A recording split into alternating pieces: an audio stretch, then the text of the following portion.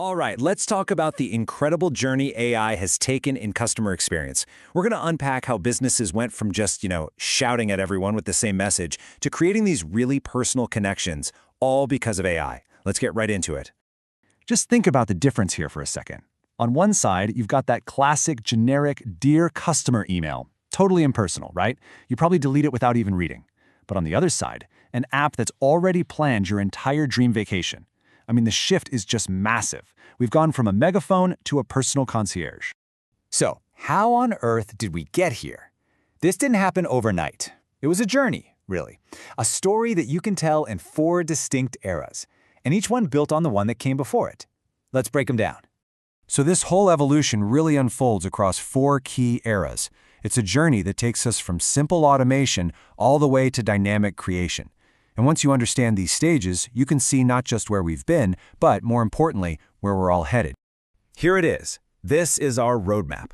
We start with CRM automation back in the early 2000s, then move into predictive analytics, followed by the real-time adaptive era, and landing right where we are today with generative AI.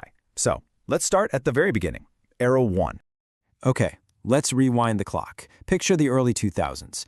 The internet is just exploding. Businesses are basically drowning in customer data, and it is pure chaos. So the first challenge wasn't about being smart or personal, it was just about getting organized. Back then, the name of the game was efficiency. That was it. Companies like Salesforce became huge by solving a really simple but incredibly painful problem.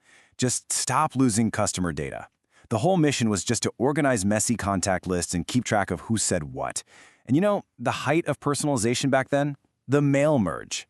Seeing your own name in an email felt like this giant leap forward, even though now we know it was just a tiny, automated step.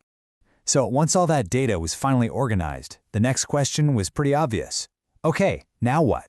And that question kicked off the second era, where the focus shifted from just storing data to actually using it to predict the future. And just like that, the whole conversation changed to forecasting. By looking at what customers did in the past, businesses could start to predict what they might do next. A really big deal was something called churn prediction, basically figuring out who was about to leave. This was huge because it let companies step in with a special offer and try to keep them. For the first time, they could be proactive instead of just surprised. Now this is where things get really exciting. The next big leap wasn't about using the past to predict the future. No, it was about reacting to the present. Welcome to the real-time revolution. The new focus is all about the now. The AI is analyzing what you're doing in this exact moment, not what you bought 6 months ago. You've seen this, right? When an online store changes its recommendations while you're still clicking around, that is real-time AI in action. It's totally context-aware, and it creates this fluid, responsive experience that kind of feels like the system is thinking right along with you.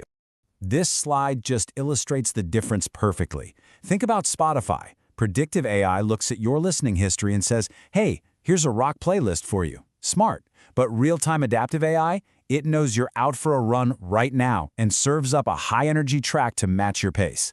It is all about context, and it is a total game changer. And that brings us to today, right now, the most powerful era yet. See, AI has learned an incredible new skill. It's no longer just analyzing and reacting.